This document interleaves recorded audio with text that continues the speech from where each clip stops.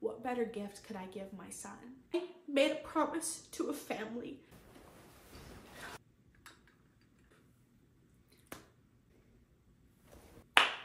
Hi guys, and welcome to my channel. This is my first ever YouTube video, and I'm a little nervous, and if you clicked on it, you're probably interested in my adoption story.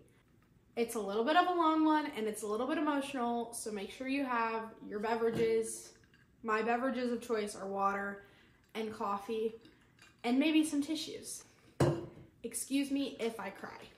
Jump right into my story as a birth mom, or a first mom, or a natural mom, or whatever you want to call me. My story goes all the way back to when I was a little girl. I have always had this motherly desire. I think this desire to be a mom.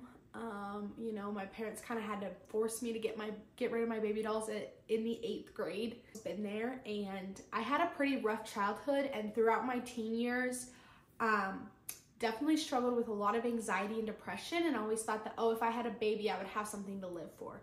All that kind of came true when last summer I was going through one of my deepest seasons of depression. I was living alone,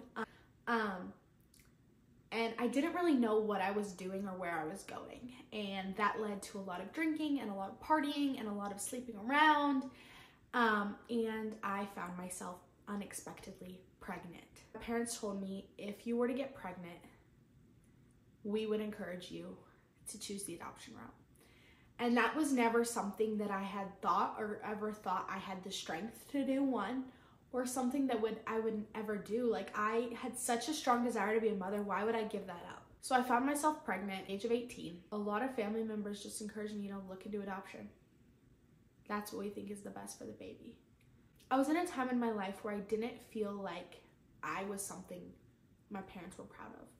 I didn't feel like my parents were proud of me. I had always longed for that approval. I think we all long for that approval. And until we find it in Jesus, we will never find that satisfaction or approval. And I just longed for it. And I said, you know what? I'm going to use this as an opportunity to make my parents happy. Make them finally look at me and say, I'm proud of you. I almost placed my baby for adoption for recognition. And that takes a lot to say this on the internet. Now, I started looking into agencies, started looking into families, whatever, yada, yada, yada. I found a family pretty quickly, and we jumped on a phone call, and instantly their voice, all I can describe it as, they sounded like the married parents I never had. They described a little bit about their background, who they are, why they are choosing adoption, their background in foster care, their background in foster care adoption. And I said, you know what? I wish I was a child in your house. I wish I could come under your wing and be raised by you. What better gift could I give my son? And at the time I didn't know it was a boy, but I had a very strong feeling. I was only, I think, like 8 or 9 weeks when I had this phone call with them. And at the end of the call, I said, okay, I'm good. And they were like, what do you mean you're good? And I said, do you want to adopt my baby? And that was that. And they came alongside this journey with me in this beautiful way. As I continue to talk about the emotions of adoption, I want to make one thing clear. The adoptive parents are not in any way, shape, or form a villain in this story. Adoption is so heartbroken and so painful, no matter how good or bad your situation is. We began to walk this journey out, and our first time meeting was actually, I drove to their house. It was about 3 hours away because I was moving from Texas to Arizona, and I needed somebody to drive with me. And immediately the adoptive mom was like, who's driving you? And I was like, I don't have anybody. She goes, I'll do it. And so we went on a 17-hour road trip together to know every little thing about each other. And for the following 7 months until my baby was there, we talked every day, excited about things. We chose names. She felt like she was the mother I never had. I did have a mom. My biological mom is in my life. And my stepmom is amazing, and she's also in my life. But my bio mom was an addict. The adoptive mom was so present and so loving and so caring. Like, I would be best friends with her whether there was a baby involved or not. I became very close with her. We knew our relationship was going to change when our baby, my baby, her baby, whatever, came into the picture. We just didn't know what that was going to look like. Obviously, like, we didn't know how to prepare for that. As my due date got closer and I was in and out of the hospital a few times for like kidney stones and things like that, she would, at the drop of a hat, drive 17 hours just to come be with me for a 2-day hospital stay. Like, that's who she was. And her commitment to my baby and to me constantly reassured me of how good of a mama she was going to be to my little guy.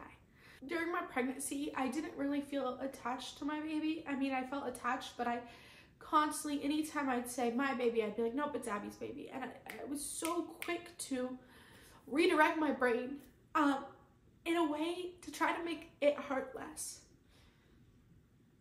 And I'll share my birth story another time on this channel, but he was born, my son was born on June 10th of 2023. And in the hospital, I was actually, I think I was numb. Probably because I was on a lot of drugs, but I was numb. I remember being so happy. And I remember after I gave birth and Abby went with baby, and baby had to go in the NICU for a little bit. And so Abby went with baby, and Brenton, the adopted dad, went with their other kids, and my stepmom went to go get cleaned up, and my doula had left, and I was just sitting in the room alone with the nurses. I remember it hitting me. Oh, my nurses were so kind. And I remember just knowing, like, this isn't how it's supposed to be. This was not the day to wear a lot of makeup. And I remember just sitting there and thinking, this is not how it's supposed to be. Once I was cleared to move into my postpartum room, and they, you know, took me to the bathroom the first time and all that, which I did not expect how hard postpartum was gonna be. Like, I was like, I can't walk. It was rough. And they wheeled me to, from labor and delivery to my postpartum room. And I remember they said, do you want to ring the bell? They have a little bell that like rings and it plays a little lullaby every time a baby is born. And I remember saying, well, did Abby already ring it? Because I don't want to ring it again. And that's, I think, when like the flood of emotions hit me, is so empty in that moment. Feeling like I didn't deserve to ring the bell because I'm not going to go home and nurture this child. I'm not going to go home and parent this child. Anyways, I get to my room and eventually Abby, baby, nurse come in. And I get to hold my baby for the first time. And I got to meet my son, and I remember my stepmom was like, oh, he has little Hegley chin, which is my last name, and all I can remember were how long his toes are, and I was like, he must have got that from his dad, because I have short, stubby toes, and I was just trying to have a smile on my face because I was in fear that if anybody saw my pain, that I should be strong enough to make this decision. I should be strong enough to go through with this. And fast forward into the night, I couldn't sleep, and luckily they put me and adoptive mom right by each other, and I walked over there and I actually got to see him get his first bath and hold him, and I squeezed some colostrum into a bottle and I got to feed that to him. And those moments, rocking him to sleep while adopted mom was sleeping and feeding him my milk, I just remember praying over him. I just remember telling him that I think I'm doing what's best for him. I remember just looking into his little squinty eyes. They were still kind of gooped up. I remember just being so in awe that I had just created a life, and it felt so unreal because my entire pregnancy I had spent convincing myself he wasn't mine. Next day, everybody came into the room to say goodbye because I was discharged from the hospital. Baby wasn't yet, but I could go home.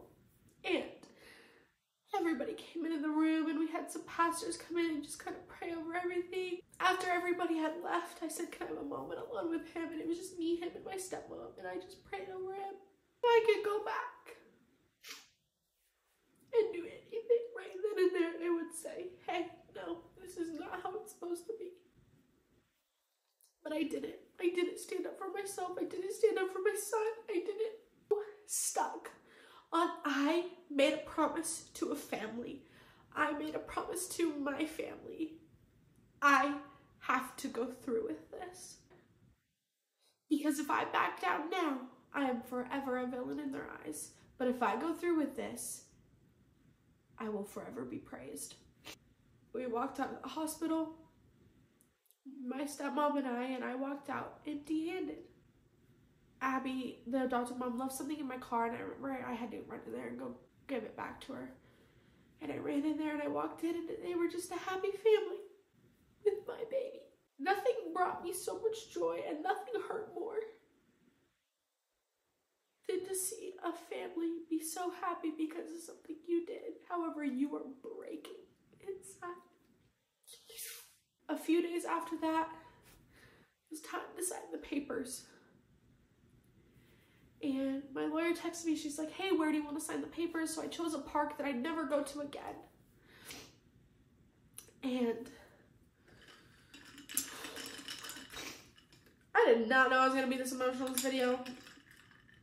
I sat there, and my stepmom drove me, and I sat there, and I was leaking. I remember my milk had come in that day, and I still looked pregnant, and I was puffy, and my shoes still didn't fit normally, and I was bleeding, and it was just a mess. And I sat at this park bench, and we waited. As the lawyer was going over everything, I kind of blocked it out. That's not what you're supposed to do when you're signing legal documents, but I just kind of, I put on my brave face, and I just signed whatever she told me to sign. And I knew in my heart that what I was signing was my little boy away. But I thought that's what was best for him. The days went on. The first few weeks, I'm pretty sure I was just numb and in so much physical pain that it didn't hit me. And I remember he was born on June 10th, and 4th of July was my first really hard day. And I just cried and cried and cried.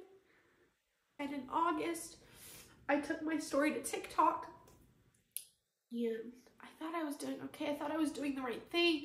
I thought I was going to help other people by sharing my story. I have an adoption plan, which is great. I got to go in September when he was 3 months old and spend a week with them. My relationship with the adoptive parents has definitely been up and down. You know, sometimes it's really hard to have a relationship with somebody who's so happy due to your loss. It's really hard. And now as he's getting older, I'm not going to lie, it's hard to watch him be parented by somebody else. You're like, I don't want to do that, but I don't have any control. And I'm in the process of surrendering that to the Lord, because I just need to, like, Lord, you have it. And I truly don't know how I would have gotten through this last 7 months without Jesus. Because anytime anything wavers, it's like, Lord, there's nothing that can be done now. There's nothing we can do. I just have to surrender it to you. I still talk to him almost every day on FaceTime. I still get photos and videos, and I'm so, so, so beyond grateful for that, because I know there are so many other adoption stories that have ended in a closed adoption, and you haven't seen your kids in years, and my heart just breaks for those of you out there who don't get to watch your baby grow up. And I'm fully aware that open adoption is not legally binding, and that's a hard thing to grasp. As much as I trust the adoptive parents, it's a really hard thing to grasp. That brings us to today. The pain's never gonna go away.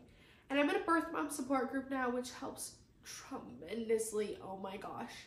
If you are going through anything, find a support group. The Bible talks about getting in community. The Bible talks about fellowship. We are not meant to do this life alone. If you are going through divorce, if you are going through, you know, fighting to get your kids back, if you are going through an adoption journey, whether as an adoptive parent or a birth parent, go get into a support group with people who have been through that and can recognize some of the feelings you're feeling, because I have never felt so seen when I sat amongst a group of 7 other women that also had an adoption plan for their babies. And they said, I see you. I know that pain. Now, it doesn't make the pain go away, but to have your pain be validated in a way, you know, nothing's more annoying than be walking through something and it hurts and somebody's like, oh yeah, I totally know what that's like. It's like, no, you don't. No, you don't.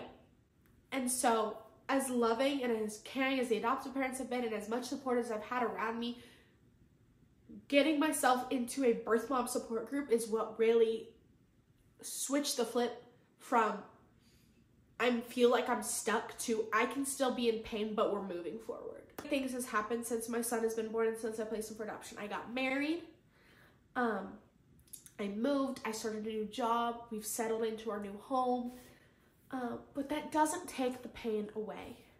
So my encouragement to you guys is if you are pregnant and if you are considering adoption, reach out to a birth mom.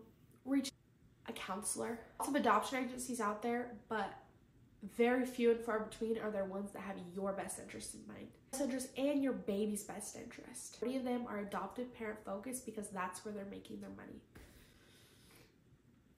And get in counseling. Whether you're choosing to parent or choosing adoption, please, please, please get into counseling. I'm at a spot where I regret my decision, but I have to come to terms with that and I'm moving forward. And the Lord is just healing me day by day. And you know, every day's different. Some days I want to FaceTime for 10 minutes and other days I'm like, I might have a breakdown if I see a picture of my kid. And that is today's video. May the Lord bless you and keep you. May the Lord make his face shine on you and be gracious to you. May the Lord turn his face towards you and give you peace. Bye guys. I'll see you in the next video.